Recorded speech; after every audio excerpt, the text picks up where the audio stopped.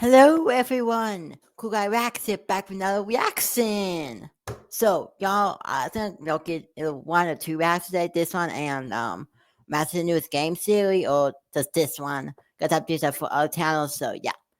But this one, I know I was supposed to react to it last week, but I got busy with breakfast on other channels, and especially one channel, I was breakfast games. So I'm getting to it now. So, yep, I started playing Mahoy reaction. Based on this creepy pasta is inspired by real events. So as far as I know, a lot of creepy pasta like on the Slim Man one, the Ben Drowned one. There's a lot of creepy pastas I know. So yeah. So let's get into this. Before they start, get to subscribe for more reactions. That being said, let's get straight into this. All right, let's go.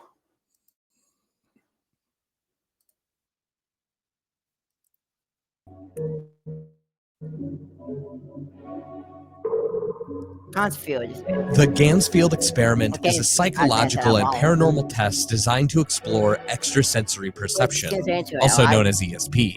Originally developed in the 1960s and 70s, the experiment tested the effects of sensory deprivation on the human brain. Participants would wear halved ping pong balls over their eyes, listen to white noise through headphones, and be bathed in red light. This setup was meant to block out normal sensory input, inducing a mild trance or a hallucinatory state. In this state, some researchers believe that subjects might be more open to telepathic messages or subconscious thoughts. In the creepypasta version, the narrator recounts his personal experiments with the Gansfield method, documenting the unsettling visions reported by participants. Some claim to see complex mathematical formulas scrolling across their vision. Others saw distorted faces or disembodied hands reaching towards them. One participant described a gnawing sense of dread, as if something was in the room watching him. The story implies that this experiment might do more than just alter perception. It might open a door. Whether that door leads to the subconscious, another dimension, or God forbid something darker is left unclear. In real life, however, the experiment's connection to supernatural phenomena is purely speculative. The Gansfield setup was indeed used in parapsychology experiments in the 1970s. The goal was to test whether the subjects in a sensory-deprived state could receive images being mentally sent by another person in a separate room. However, when the brain is deprived of input, it can fill the gaps itself, leading to visual distortions, phantom sounds, and a creeping sense of presence. Common ingredients in ghost stories. So while the Gansfield experiment doesn't open a literal gateway to the paranormal, it does reveal how strange and fragile human perception can be, which to me is a lot more terrifying than the actual story. Julia Legree was a woman who, according to legend, was mistakenly buried alive in her family's mausoleum in 1852. Years later, when the tomb was reopened, her skeletal remains were discovered huddled near the door, implying that she had woken up inside and desperately tried to escape. The story of her death became one of South Carolina's most infamous ghost stories. In the creepypasta, the OP claims they were locked inside Julia's mausoleum overnight by friends as a cruel prank. As the night progresses, they describe an intense pressure in the air, like being watched by something unseen. Scratching noises echo through the stone chamber, followed by a piercing scream and the sound of a girl sobbing. When the doors finally open the next morning, the OP is found with streaks of blood across the tomb door and small blood spots on their face as if someone had touched them during the night. Julia Legree was, in fact, a real person who died in 1852 at the age of 23. Though the cause of death is not fully confirmed, many sources suggest she died of diphtheria, a common and often fatal illness at the time. The idea that she was buried alive after slipping into a coma mistaken for death has been widely circulated in folklore but has no confirmed historical evidence. It's worth noting that in the 19th century, fear of premature burial was widespread, and this may have helped fuel the legend. Indian officials were investigating multiple missing persons reports near a jungle. They stumbled upon a Zoroastrian dogma, a site traditionally used for exposing bodies to the elements.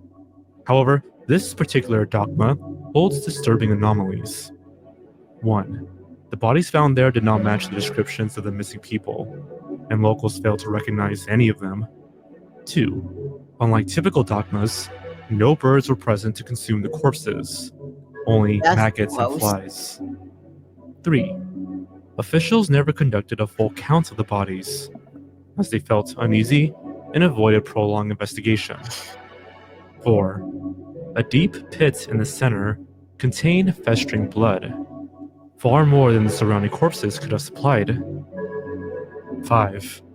When a villager accidentally kicked a bone into the pits, a gas explosion erupted, splashing officials with decomposing blood.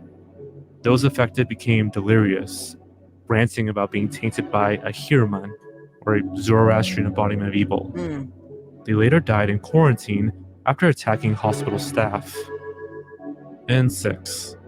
When officials returned the next day in hazmat gear, the site was completely empty. The bodies and blood had vanished, leaving only a single photograph as evidence. While the creepypasta is purely fictional, the Tower of Silence is a real procedure dating back to at least the 5th century BCE. The purpose of the tower was to allow human corpses to decompose without contaminating the soil, which was believed to be sacred by the Zoroastrians. However, by the 20th century, the practice was largely abandoned due to urban expansion and changing beliefs. Charles Manson was, by all means, a completely healthy person. Unfortunately, his wife, Harriet Manson, had developed a rare condition called killer. I saw you. What? Gras delusion, which is the belief that a friend or family member has been replaced by an identical imposter. This belief occurred when she suffered an aneurysm, which severely damaged her brain. In this case, Harriet believed her younger brother, Nolan, was replaced by an imposter, but she mostly kept this to herself. The night before her surgery, she whispered into Charles's ear, "Welcome to Lords. All the awesomeness of a..." "Nolan's gone, Charlie. That's someone else. I don't know who he is, but it's not him. I'm so sorry." Harriet did not survive the surgery. Charles gained custody of Nolan, but for reasons unknown, he too began to believe that the boy was not who he claimed to be. His growing paranoia culminated in a knife attack. Nolan was stabbed 3 times in the chest and stomach, but survived the ordeal. Charles was committed to a mental institution where he remains today. Several years later, Nolan, now a young adult, has forgiven Charles and visits him on his birthdays. Charles, however, had only one thing to say in a recent interview: "The real Nolan would never forgive me." While the story and these characters likely never existed, Capgras delusion is a real psychological condition. It's often associated with schizophrenia, brain injuries, or dementia. However, the story twists this by implying that Charles developed this condition through association with his wife. Merely being told that her brother was an imposter was enough for Charles to land in a mental institution. Thankfully, this seems unlikely, but the condition is very real. The sleep paralysis creepypasta is a short story based on a very real phenomenon. During REM sleep, the body enters a natural state of paralysis, triggered by chemicals that prevent us from acting out our dreams. However, on rare occasions, a person may regain consciousness before their body wakes up, leaving them fully aware. But I've never had sleep paralysis before, which I'm lucky because sleep paralysis is really scary. I've heard like a lot of scary stories about sleep paralysis. So yeah. Completely immobile. This terrifying state is known as sleep paralysis. Common symptoms include an overwhelming sense of dread, inability to move or speak, hallucinations, tightness in the chest, difficulty breathing, sweating, and intense emotional distress. Many people report seeing shadowy figures in the room, feeling a presence looming nearby, or even sensing something sitting on their chest. These experiences are often so vivid that it becomes difficult to distinguish dreams from reality. In the creepypasta, the narrator awakens paralyzed in bed, unable to speak or call out. As their vision adjusts in the dark, they notice something is wrong. Their spouse is lying beside them, but completely still. When the paralysis finally breaks and the narrator is able to move, they realize in horror that their partner is dead. Oh, her throat has been slashed, and her wide, unblinking eyes are frozen in terror. From 1999 to 2005, a series of unsolved murders supposedly took place in Japan. At each crime scene, a playing card was left behind by the killer, marked with the word Alice written in blood. myself up, tease. The 5 known victims were Sasaki Megumi, a 29-year-old restaurant owner, Yamane Akio, a local singer in a small band, Kai Sakura, a teenage girl, and siblings Oshiro Hayato and Hina. While there were a few suspects and even one reported arrest, the killer was never caught, and the murders remain unsolved. That is, of course, just a story. There is no record in Japanese police history of such a case, and the Oz killings are widely considered as just a creepypasta. Japanese readers have pointed out that a crime spree of this magnitude would have received widespread media coverage both domestically and internationally. Yet no legitimate news sources or police records exist to back it up. The story appears to be loosely inspired by a real case in Spain involving a serial killer known as the Playing Card Killer. In 2003, Alfredo Galan left playing cards next to his victims at several crime scenes before being arrested and imprisoned. Galan had no ties to Japan and never used the name Alice, but the detail of the card being left behind is strikingly similar. According to the story, Soviet engineers were drilling deep into the Kola Peninsula in search of oil or natural gas. Their drill suddenly begins to spin wildly, indicating that they had struck an empty chamber deep beneath the earth. Then, intense heat burst forth from the borehole, allegedly reaching temperatures of over 2,000 degrees Fahrenheit. But the most disturbing part came when they lowered a heat-resistant microphone into the pit. What they reportedly captured were the anguished screams of countless voices crying out in torment. One horrified geologist is alleged to have exclaimed, "We have penetrated into the Earth's core and entered the gates of hell." So, yeah, the Soviet Union did actually drill into the Kola Peninsula in the 1980s. This was a part of a real scientific project known as the Kola Super Deep Borehole, which ultimately reached a depth of over 40,000 feet, making it the deepest man-made hole in the Earth's crust. Scientists encountered unusual rock formations and high temperatures that made further drilling impossible. But that's where the truth ends. The rest, the demonic screams, the gateway to hell quote, and the so-called audio recording, all fabrications. The tape that circulated online was traced back to a loop mix of a sound effect allegedly lifted from a horror movie. 14 years before the famous Titanic. I was planning to write to it sometime on my Cool Guy Benches channel, but it's a for sale. Maybe so it would take me multiple days to watch it, so I don't think that's ever going to happen. If I do watch Titanic, I'll probably just watch it on my own time, off camera, and yeah, because I don't have time to be doing that. I'm sorry, but my Titanic reaction is never going to happen. Titanic sank into the North Atlantic Ocean, a man named Morgan Andrew Robertson wrote a book about a ship. The title of the book was Futility. The ship was a triple screw with very few lifeboats, but no one really worried. It was practically unsinkable. It was the largest ship ever created and could hold a capacity of 3,000 passengers and crew members. In the end, 2,500 passengers and crew boarded the ship.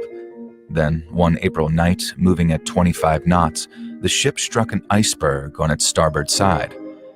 It was in the North Atlantic when it sank, 400 nautical miles from Newfoundland. More than half of the passengers on board perished. The novel shares some uncanny similarities with the real-life sinking of the Titanic. Both ships collided with an iceberg in April in the North Atlantic Ocean. Both did not have enough lifeboats for all of its passengers. Even the sizes of both ships were roughly the same. But the strangest coincidence of all were the ships' names. The real-life one was the Titanic, but the one from the novel was named Titan. At the end of the day, though, these are just coincidences. Apparently, Robertson, who was also a real person, was accused of precognition or clairvoyance, but even he denied such feats.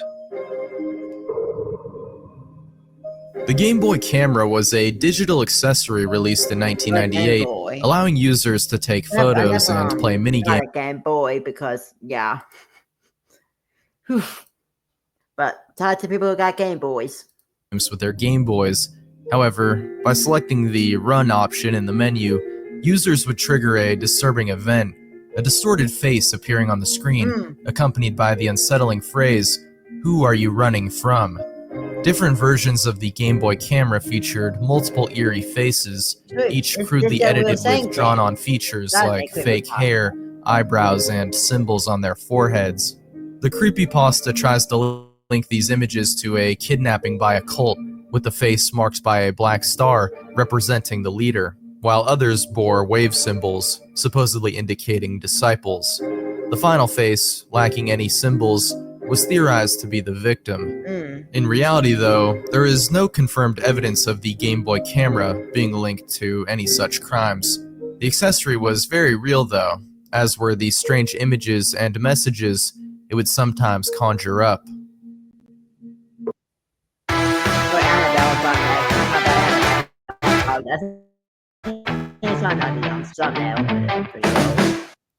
Y'all know who Annabelle is. In 1970, a mother purchased a Raggedy Ann doll for her daughter Donna.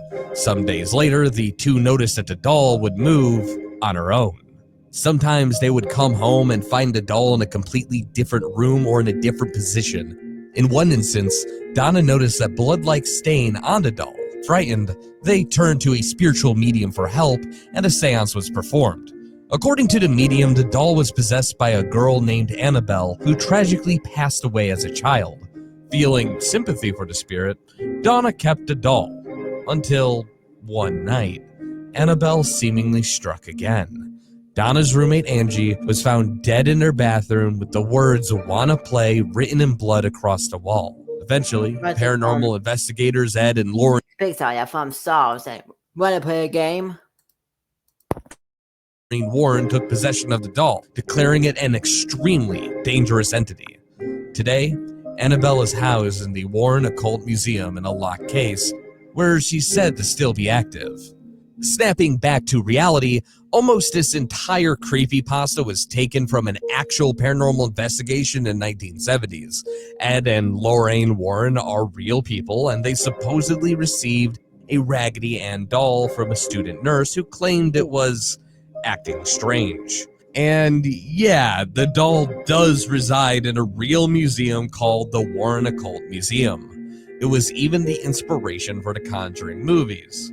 But like a lot of movies about paranormal things or based on a true story, its authenticity is widely debated. And skeptics argue that the events were exaggerated, faked, or fabricated.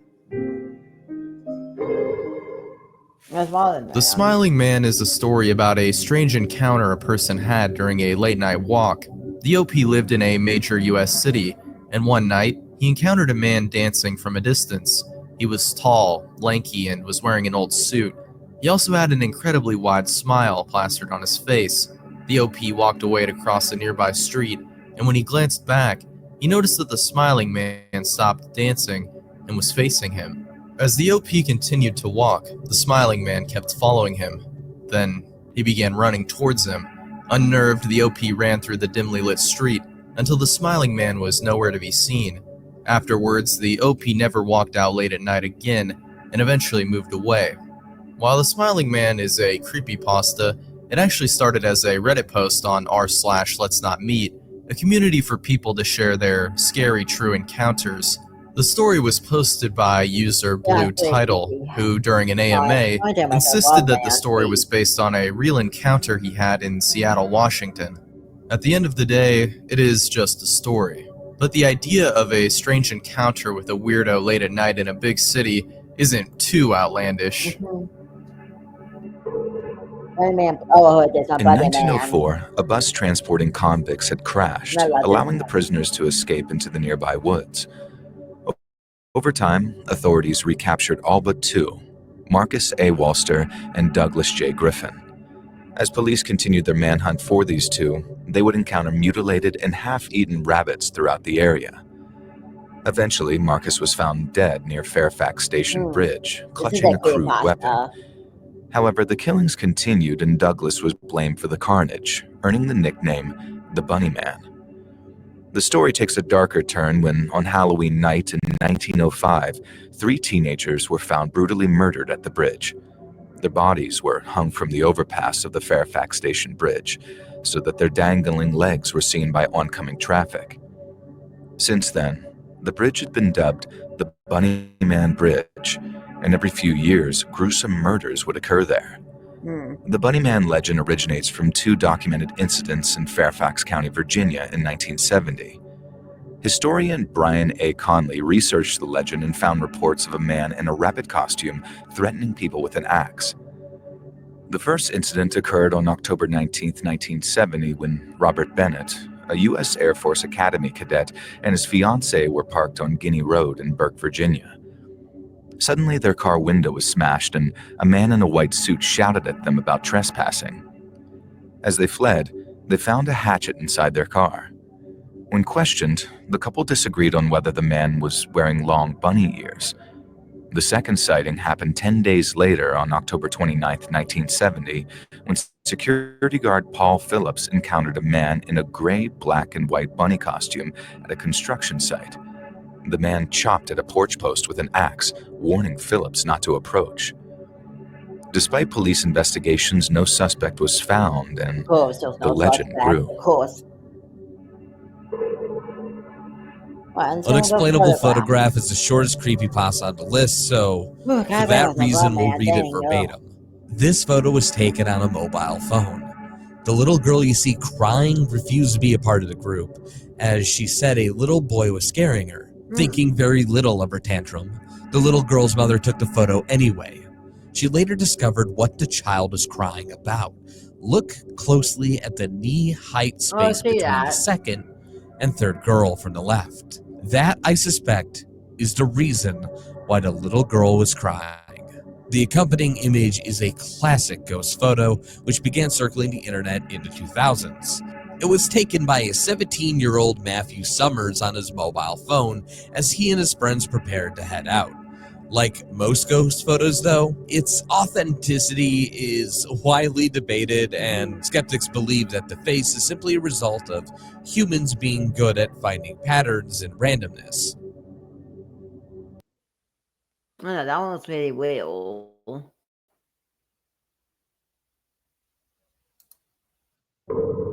In 2011, a user on 4chan's paranormal board posted a things found on Google Maps, like the one with the piston heads.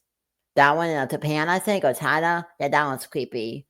That is some interesting things found on Google Maps. And there's even a thing on there that fun with interesting things found on Google Maps. So yeah. Thread pointing to a strange address on Google Maps. When users navigated to the location, they found an eerie figure standing motionless on a second-story balcony. The figure appeared humanoid, tall, dark, and vaguely menacing. Theories began to spread quickly. Some believed it was a cryptid or some kind of entity watching passers-by. Others dismissed it as a mannequin or a surfboard rack designed to hold tiki decorations. But the mystery escalated when Google Street View later censored the image. The house became blurred, and the figure vanished from public view. This only deepened the intrigue. Why would Google blur out such a harmless image unless there was something to hide? Eventually, the owner of the house stepped forward and revealed the truth. The figure was indeed a tiki-style surfboard holder mounted to the balcony railing.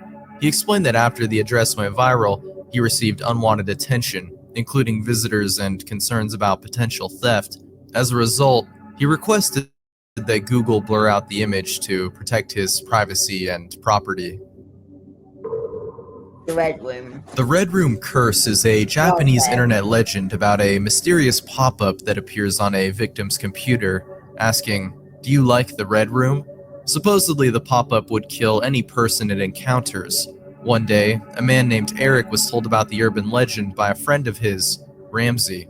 Curious, Eric went home to investigate online. Eventually, he stumbled upon the Red Room pop-up, and it showed him a strange list of names. Horrified, Eric realized that these were the names of people who have previously died. The final name was Ramsey. The story ends with a news report about Eric and Ramsey's deaths by their computer. Their walls were painted red with their own blood. The story gained notoriety due to its rumored connection to the Sasebo slashing, a real-life murder committed by a 6th grade girl in 2004.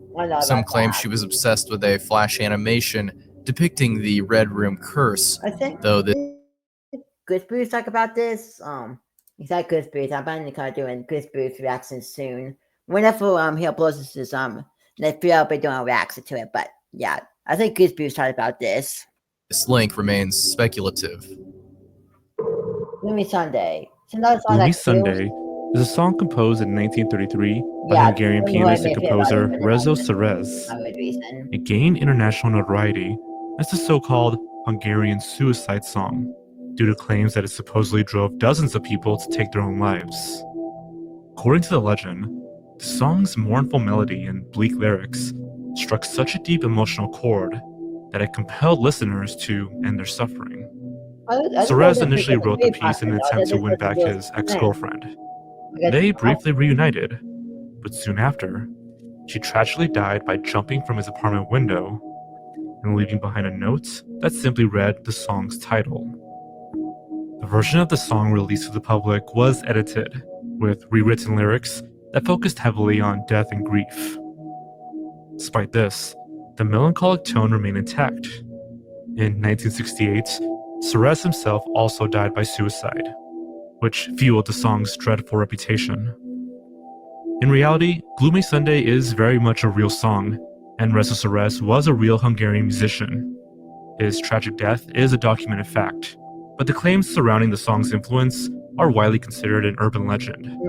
At the time of its release, Hungary was suffering from famine, poverty, and political instability due to the Great Depression. Suicide rates were already unusually high. The song's release coinciding with these events gave rise to sensationalized media reports, particularly in the West, with exaggerated stories of mass suicides tied to the song. I don't know about this one. There's no minority. I can go away now. Ugh. The story of Crybaby Lane involves a person named Jonathan, who was hired by Nickelodeon Studios as an intern. He was placed on the creative production team for an upcoming Nickelodeon movie.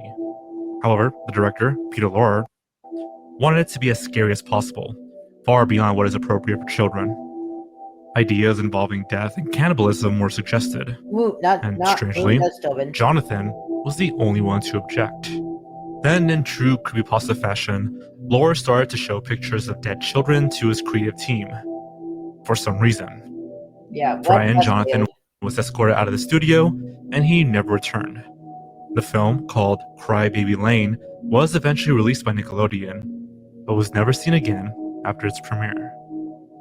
Cry Baby Lane holds a special place in my heart because it was a lost movie, which the author of this creepypasta was clearly drawing from. Yes, the movie exists. Yes, there were rumors that it terrified audiences.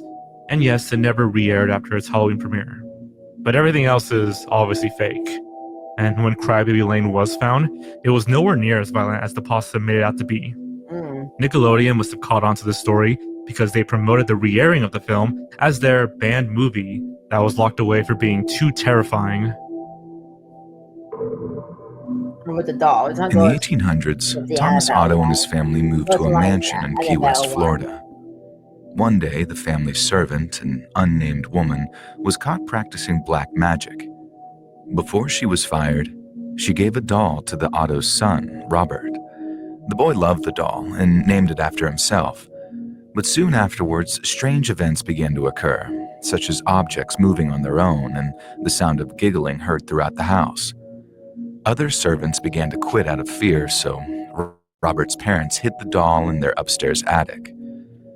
Years later, after Robert inherited the mansion as an adult, he uncovered his childhood doll and began to play with it again. Soon after, Robert and his wife died due to mysterious circumstances. Mm. Eventually, a new family moved into the mansion, and they too reported strange events occurring. Robert the doll was deemed haunted and ended up being transported to the Martello Museum in Key West, where he sits perched in a glass box. While there's no verified evidence of supernatural activity, Robert the doll is very real and resides on display at the Fort East Martello Museum in Florida. He was indeed owned by a man named Robert Eugene Otto, but was purchased by his grandfather and likely given to him as a gift, rather than a magic-wielding housemaid. Mm. Funny enough, the museum has received tons of letters from visitors apologizing to the doll for disrespectful behavior, believing it caused them misfortune. Local legend asserts that the doll has supernatural abilities, but these are nothing more than tall tales. Yeah, obviously. But I'm at Disney. Wait, what? An urban explorer travels to Disney's Emerald Isle in North Carolina to investigate the mysterious where I Mogwai's live. Palace. Rumor has it that it was supposed to be a Jungle Book themed resort, but for some reason, Disney hastily shut it down. The narrator finds a site overgrown and vandalized, with "abandoned by Disney" scrawled on its walls. As he ventures inside, things become increasingly unsettling. Eventually, he discovers a pitch-black room filled with decaying Disney props, including a Mickey Mouse costume with its colors inverted. Then Mickey stands up, speaks in a distorted voice, asking, "Want to see my..." Those it for now. I find that's a phrase, fan game based on this. Hey, come on. As he pulls his own head, thick yellow blood spills out. Before the user can flee, he sees a message scratched into the metal above the door: "Abandoned by God." While Mogwai's Palace is fictional, Disney has some abandoned projects. In Florida, Discovery Island was once a Disney attraction open to guests from 1974 to 1999. Afterwards, it was abandoned and left to nature, with its buildings slowly decaying. Likewise, River Country, Disney's first water park, was shut down in 2001 and remains a untouched ruin to this day, with photos of its swampy remains circulating online. While not as sensational as the creepypasta, these real locations lend some credibility to the idea of a ghost park.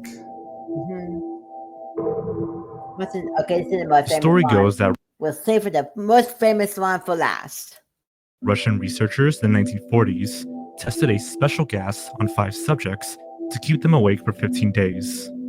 Known as the Russian sleep experiments, this creepypasta became one of the internet's most infamous horror stories. According to the tale, the subjects were political prisoners who were promised freedom if they could survive 2 weeks without sleep. They were placed in a sealed chamber, observed through microphones and small windows, with a constant supply of the gas. For the first 5 days, everything reportedly went as planned. But by day 9, the prisoners began to show signs of paranoia, delusions, and violent behavior. They screamed, tore apart their own flesh, and stopped eating. When researchers tried to intervene, subjects violently resisted, begging to be kept awake. By the end, only one subject remained, and after being shot by one of the researchers, his final words were, "So nearly free." While the story is purely a work of fiction, some speculate that it may have been inspired by real or rumored events. During World War II, unethical human experimentation wasn't uncommon, particularly by the Nazis. The Soviets did experiment with sleep deprivation, but this was back in 1894 and on puppies, not political prisoners. The closest possible inspiration comes from Russian biochemist Grigory Miranovsky, also known as the Doctor of Death. In the 1940s, he experimented with numerous poisons on unsuspecting political prisoners, notably mustard gas. However, instead of researching sleep deprivation, Miranovsky was instead interested in eliminating Stalin's political opponents to be used in interrogations. Of course. Hey guys, thanks for watching this video. My buddy Joel from the Let's Read YouTube channel, who's been a longtime collaborator of my channel, has his own podcast, Under the Ballin Studios. Which is the same podcast that same website, the Nexpo's podcast. I'm gonna say y'all go check out Nexpo's podcast, please. And that's Nexpo. I know I'm talking about it for like a good minute, but that podcast is cool, and continue to turn some of those podcasts to videos on his channel. But please go check out Lena's Nexpo. I'm actually did a reaction to some like the podcast. Lena's Nexpo that he hasn't uploaded on his channel. That might be the next reaction after the game series reaction. I don't know. I'm gotta think about that. While I'm waiting for the next video to come out. But Mr. Go to the next podcast. We can now fit the Blame Hawaii video. It's called A Twist of History, and it really has some next level storytelling and production quality. In fact, it's already ranked #1 in all the history podcasts. Go check it out wherever you listen to podcasts. The link will be down below. Yeah, I'll bring my friend out of my reaction in my video. That's how I tell my always patrons. I don't know. That's how to keep reading last week and source blue. That was a really cool video. I think we're talking about starting a new series soon, which is interesting. Let me see if. Thing is, I thought he would comment something about the new series, but whatever. So his new video will be here soon. But before the next video. But this is a really nice video, really enjoyed it. My favorite one to talk about has to be the Disney one, because I felt stubborn was like put head off, like oh. Anyway, that's it. My sponsor get to subscribe. Next one the new game city one, next one and the Google Land ART, but that won't be probably until tomorrow, Sunday or Monday, Tuesday. I don't know, because I basically making a game videos on my other channel, so yeah, I gotta see when that will be. Anyway, so that's it. My sponsor gets to subscribe. Guess all. And the next reaction. This is